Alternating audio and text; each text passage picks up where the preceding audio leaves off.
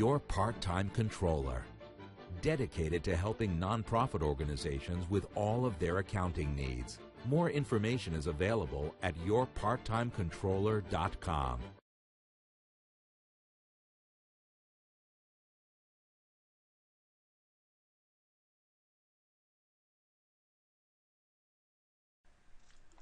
Hello, I'm Eric Freint, President and founder of YPTC, your part-time controller.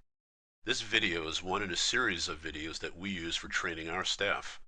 There are many things we do in Excel that require a repetitive series of steps. Wouldn't it be nice to record a macro to automate these steps to save you time and money? In this video, I will illustrate how to do this when you want to include footers on your spreadsheets. If you are new to macros, you might want to watch the introduction video that I previously recorded on Excel macros. It shows some of the finer points that I plan to breeze through in this video. To demonstrate how to automate repetitive tasks, I'm going to use the example in this video of automating the setting up of a footer on your spreadsheets. I'm choosing footers because this is something that we all often have to do. So let's get started. I have a simple balance sheet, though it says your part-time controller LLC at the top, and that is the name of our company. This is not our real balance sheet. Fortunately, the numbers are a little bit bigger. But before we get into footers, let me put a heading on this column. I'm going to call this as of December 31st, 2000. And we'll put XX there. Now I would like to center that, underline it, and wrap it. And I happen to have a macro already written for that. I'm going to click on my custom macro tab, and I've got a button already set up here. I'm going to click that button, and there we are. If you'd like to see how I created that macro, take a look at the introduction video that I previously recorded. Alright, well, let's set up our footer, and let's do it the old-fashioned way. By that I mean the manual way, where we do step by step. We go through each step and set up the footer. And let's see how this could become a very laborious series of tasks if we have to do this over and over again. So in Excel, there's always many ways of doing things. I may show you one or two in the course of this video. That doesn't mean that these are the only ways of doing this. You know, before I get started, I just realized I typed 21XX. I'm going to change that to 20XX. I don't think that this video is going to be around in 8 years or so from now. So let's go ahead and enter our footer for this. So one way of getting into the footer, I could come down here and I could click on the page layout button, and I'm going to scroll down and click to add footer. Now what we usually tell our staff to do is when they create footers, we usually like to put the file name and path on the left. I'm going to click on the header and footer tools design tab, and I'm going to click on the button that says File Path, and you can see down at the bottom it says and ampersand path ampersand file. That'll give us the path and the file name. And below that, I'm going to hit the return key. We usually like to put the name of the sheet. So I will come up here and I will click on sheet name. Alright, so I've got my footer in the lower left. What we like to do with our work is in the lower right, we like to have the page numbers. And we like it to say page 1 of 2, page 2 of 2, and so on. So I'm going to type in the word page. I'm going to hit the space bar. Then I'm going to come up top and I'm going to click on this button that says page number. And you'll see that it's inserted ampersand page. I'm going to hit the space bar. Going to type the word of, hit the space bar again, and now I'm going to click on this button that says number of pages. Go ahead and we'll give that a click. All right, and we can see down below that it now says page ampersand page in brackets of ampersand pages. Now in our work, we often like to have the date that we produce this spreadsheet printed below. So I'm going to hit the enter key, move that up. Now I'm going to come up to the top to this button that says current date. Give that a click. And we see down below that it's now given us the ampersand and date down below. So we are now good. Let's take a peek to see if this gives us what we want. So I'm going to click on the normal button. And actually I'm going to click outside the spreadsheet. And once I've clicked outside the spreadsheet, we can see that down in the lower left, it shows C, users, error, Camtasia Studio, automating footers. That's the location on my computer where I happen to have that saved. And below that it says balance sheet. That is the name of the tab at the bottom left. And over on the right, we can see it says page 1 of 1, and it's got the date that I actually recorded this on, April 13th, 2013. So scrolling back up,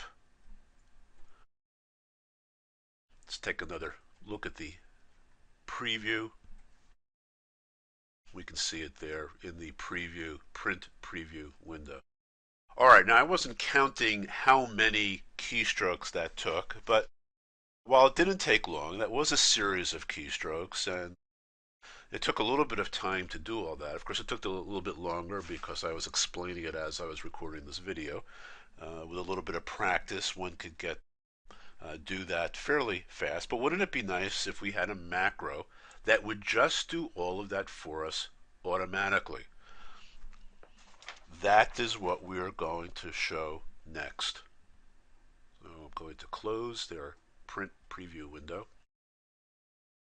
I'm going to turn off the recording momentarily so that I can undo the footer so that we can start all over again and add the footer. All right, I've just deleted the footer, and what we're going to do is start all over, but this time we're going to record a macro. So I'm going to click on the record macro button, give that a click. Up pops the record macro screen, and I'm going to give this a name. I'm going to call this footer, and store macro in the personal macro workbook. That's what I want, so that this macro will be available with anything that I do in Excel on this particular computer. I'm going to click OK. And we are now recording. And the way we know that we are recording, one way that we know is by looking in the lower left. We've got this little square here. The introduction video that I created for recording macros, I go into a little bit more explanation about all this, but we're going to skip that here. I'm going to assume you've seen that already. So everything that we do now is going to be recorded. If you make some errant keystrokes, do not worry, because after we record it, the next step will be to edit the macro, and we can edit out any extraneous keystrokes. But basically, I'm going to go through the exact same steps of creating my footer. The only difference is that this time Excel is recording what I'm doing. So I'm going to scroll down. And I happen to be in the page layout view, so you can go into the page layout view. And by the way, of course, another way that you can enter footers is by clicking on the Insert tab, and there's a button here for header and footer. So either way will get you to where you want to be. All right, so I'm going to come back down on the bottom left again, and I want to have my file name and path. So I'm going to click on the Design tab under Header and Footer Tools, File Path, which also gives me the path and the file name. Hit the Enter key. Below that, I like to have the sheet name. Give that a click. And in the lower right, I want to have the page number, so I'm typing in page space and the page number of and the total number of pages. Below that, I want to have the date, so I'm going to hit the Enter key. I'm going to click on Date. All right, let's click outside the footer to see what we have there. And we've got it. That's the way I want my footer to look. So I am now going to turn off the recording. All right, macro has now been recorded. All right. Well, recording the macro is the essential first step, but we're not done yet. We now have to edit the macro. I have the developer tab available on my series of tabs. If you don't see your developer tab, take a look at my introduction video. I show you how to get that up there. So I won't explain that again here. So instead, I'm just going to click on the developer tab. I'm going to click on where it says Visual Basic. And I've now opened up the VBE, the Visual Basic Editor. So let's take a look at our macro. I'm going to come to where it says Personal. I've got some modules here. And in what says Module 1, this happens to be my center, underline, and wrap macro that we recorded in the introduction video. That's the one I just used a moment ago for my column heading. But now I'm going to double click on where it says Module 2. Now when you do this on your computer, you may see different things here depending upon what work you might have previously already done using macros. So in my case, this happens to be Module 2. And here it is. It says sub footer. That's what I named it earlier. It's automatically included several comment lines. Any line that's preceded by a apostrophe is a comment field, and that's just used for documenting your macro. And below it, I have all of the steps of my macro. Now, there are a lot of steps here, and I'm going to scroll down. And I will tell you that Excel is very literal. It's basically put in a whole series of steps that captured various settings on your screen, many of which we do not want. So we are going to delete it. So let's go through this. The first line, if you recall, when I recorded the macro, the first thing I did was I scrolled down to the bottom of the screen. Well, I don't want that in my macro. So I've highlighted the line and I'm going to hit the delete key. All right, it is gone. Print communication false, so I'm going to take that out. We don't need that.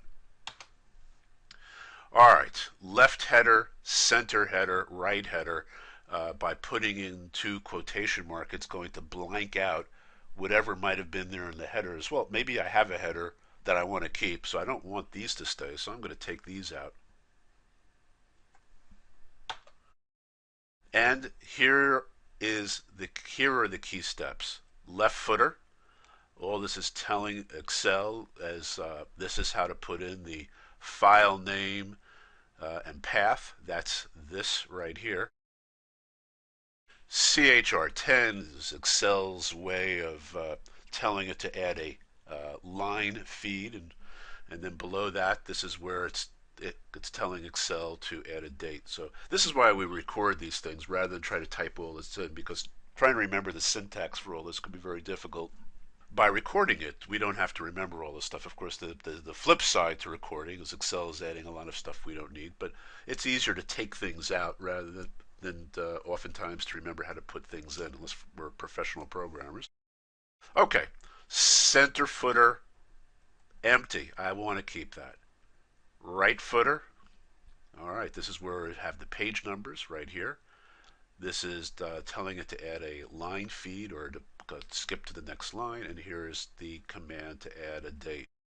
All right, well now we have all kinds of things here. Left margin, right margin, top margin, bottom margin, margin header, footer margin. Well, I don't want any of this, so I'm going to highlight this, I'm going to delete it.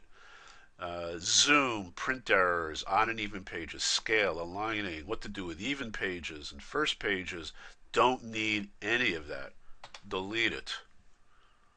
Application, print communication, we don't need that. Delete it. And range D37 select. Well, you may remember that when I was done recording the macro, I clicked on the main spreadsheet so that we could take a look at the macro. Well, we don't want to actually have that in our macro, so I'm going to take that out as well. All right, well, we're left with a much simpler looking macro. It's basically just got 3 lines, left footer, center footer and right footer. It's telling Excel what to do. This is a with and with sequence of steps. It's just basically telling Excel that with the active sheet in the page setup, do whatever follows until you get to the end with, and the sub footer with the two parentheses which are needed. The sub footer, footer is what we called it, and with end sub, that's telling Excel it starts here and it ends here. All right, we are good. We have recorded our macro. Give this a save. Just minimize that for now. So let's see if our macro actually works. So to check that, let me add a new page or a new sheet. Down here, change the name here. We'll call that new sheet test. Of course, you don't have to do this on your side. I'm just doing it here. It works if we have some information on here. So here is some information. I think I might actually get an error message if I try to run this without something on the spreadsheet. So if I were to go and take a look at my print preview, there's no footer down here. Well, rather than go through the whole sequence of steps that we did before, I'm going to go into macros, and here is my footer macro, and I'm going to click run. Now, it looks like nothing happened. Well, let's come here and take a look, and there it is. Our macro is just, our footer rather, is just the way we would like it to be. So the macro worked very nicely.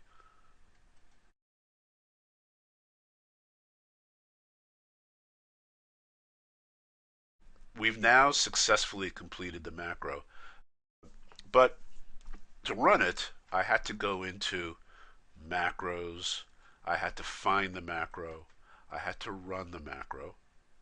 Well, that was 3 steps. One step was clicking on macros, selecting the macros, that's step 2, running the macro, that's step 3. Well, wouldn't it be nice if we had a button up on our up in our ribbon? So let's add that up top. And as I explained in the introductory video, this works in versions of Excel 2010 or later. Well, I already have something's custom tab set up that says Eric's Custom Macros, and here's my center underline wrap macro. Well, I want to add another macro. I want to add another button for our footer macro. So I'm going to right mouse click, going to customize the ribbon. Up pops the Excel options window. I'm going to come down here. I already have this set up, Eric's Custom Macros. And again, in the other previous video, I explained how to do this. But below that, I want to add, in this, I want to come down to this group, automations, just expand that. So within this group, I want to add my macro. So I've highlighted the group. I'm going to come up here to the left, choose commands, going to come down to macros, and here are all my macros. So I only have 2 out here.